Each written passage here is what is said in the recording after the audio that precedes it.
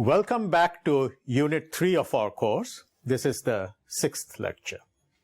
Now, in the last lecture, we talked about this channel with a localized scatterer, where electrons were transmitted with a probability T. And what we discussed is that in that case, the quasi-Fermi levels would drop abruptly across the scatterer, because as you cross the scatterer, suddenly the density of electrons goes down, and that's what is reflected in this quasi-Fermi level. Now, quasi-Fermi levels, of course, are again deep concepts that you have to think carefully in terms of these deep concepts of statistical mechanics to get it right. And so often people are uncomfortable about it, and they say, well, maybe we don't need to talk of quasi-Fermi levels. Let's talk in terms of what you actually measure. So they say, let's not talk about what the quasi-Fermi level is inside that channel. Instead, let's say we put a little scanning probe up here. You see, like a scanning tunneling probe, and ask the question, what potential would that probe float to? Okay. Now, how would you answer that question? Well, how is this probe potential related to the quasi-Fermi levels? Well, you could think of it like this. You've got one group of states, the right moving states, with a quasi-Fermi level mu plus. Another group of states, the left moving states, with a quasi-Fermi level of mu minus. And these are things inside the channel.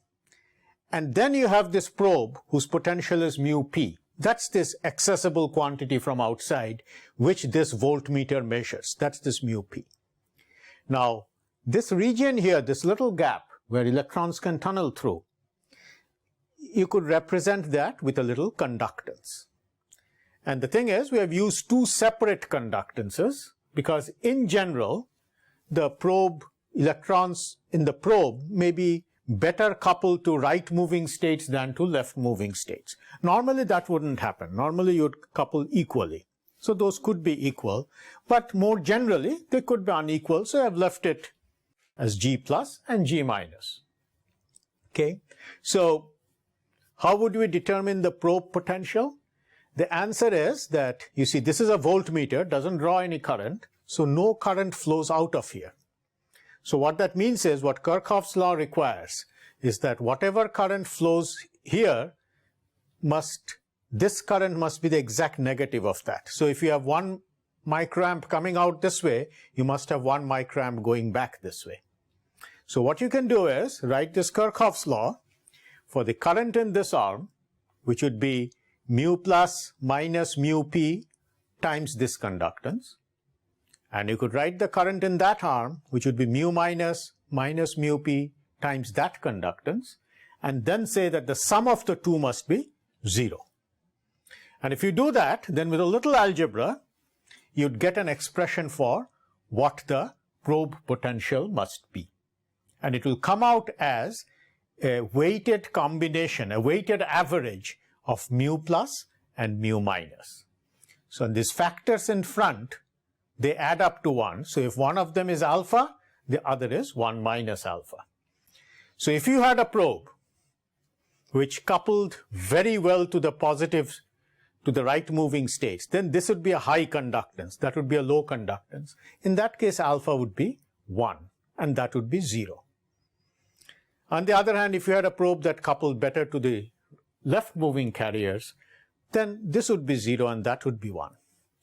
So what would this probe measure? Where if alpha is 1, it would measure the top curve, like so.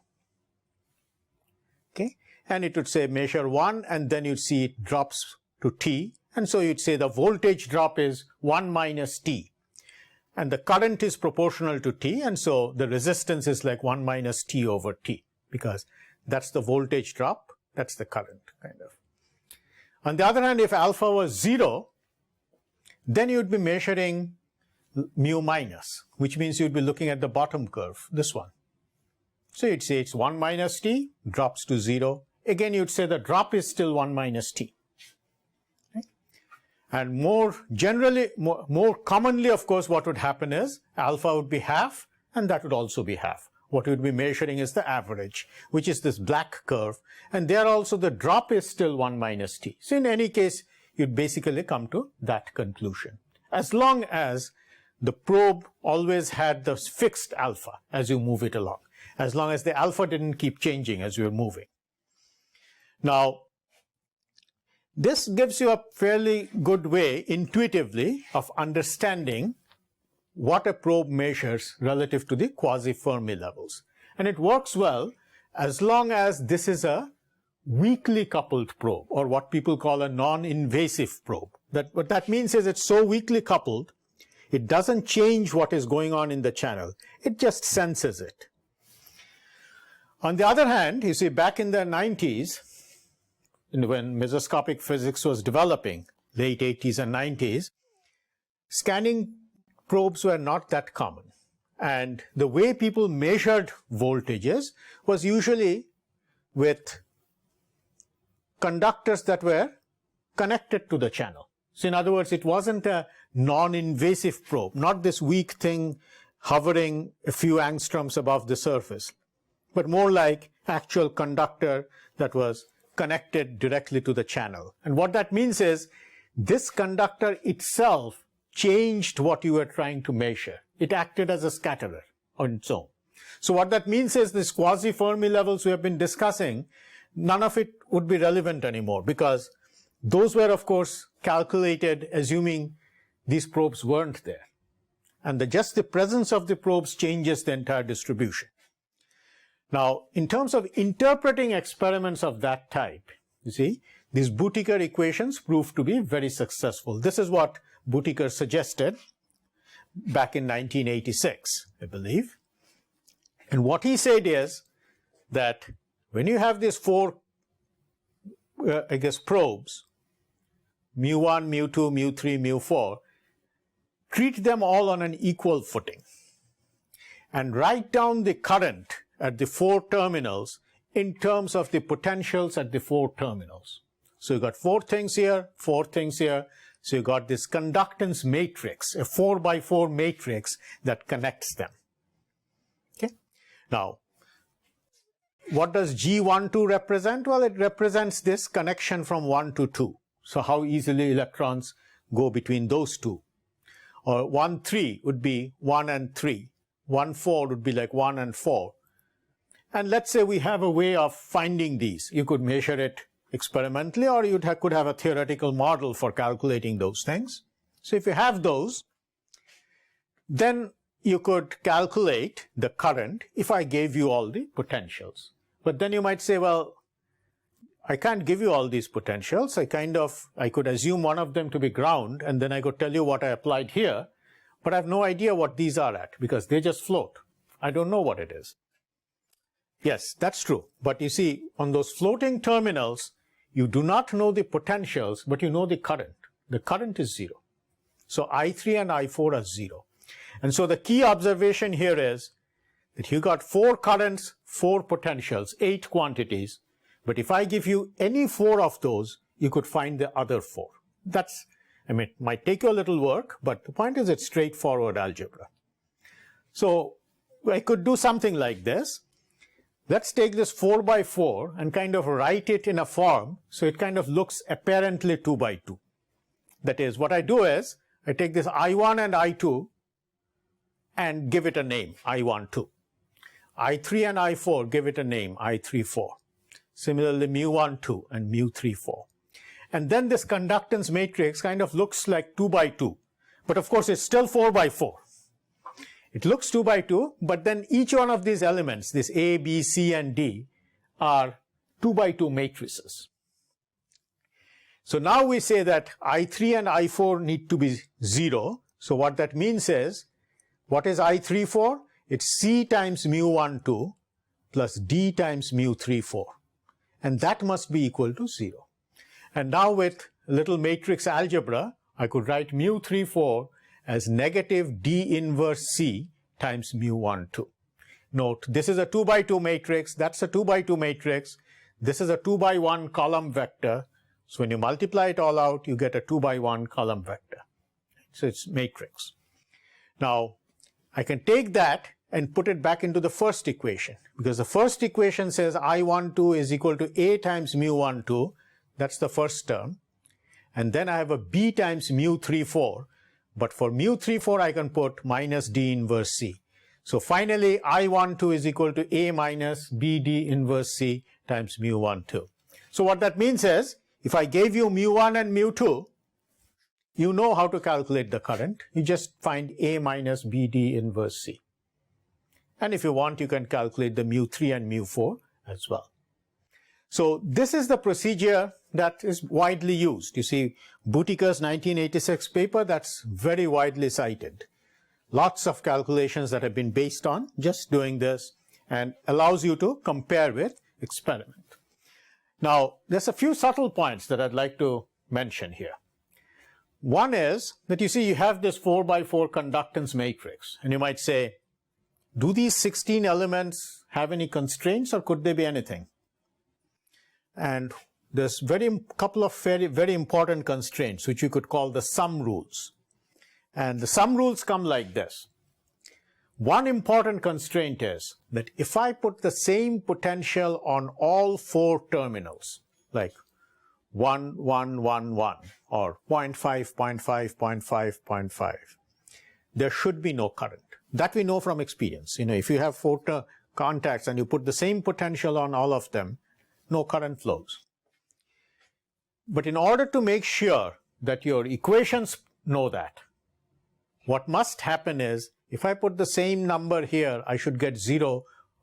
The only way to ensure that is if every row adds up to 0. So these 4 things, this, and this, must add up to 0. The next row must add up to 0. The next row must add up to 0, and so on. So that's one of the sum rules. All rows must add up to 0. Now, another constraint is that no matter what potential I put, the currents must all add up to 0. That's Kirchhoff's law. You see, if you have this node where all these currents are coming in, total must be 0 at steady state. And that requires that each column must add up to 0. So those are the 2 important sum rules. Now, if you had a 2-terminal device, what that means is that when you have a 2-terminal device, let's say that's your conductance G0, then the sum rule requires that that must be minus G0, because the 2 must add up to 0. Similarly, the sum rule requires that must be minus G0 and that must be G0. So when you have a 2-terminal device, it's not like you have 4 conductance elements. You really have just one, G0, which is why normally we don't even bother to write that matrix. We just write I equals G0 times mu1 minus mu2. But once you have multi-terminal devices, it's much more subtle. There's many more possibilities. In general, G12 doesn't even have to be equal to G21 if you have a system like in a magnetic field.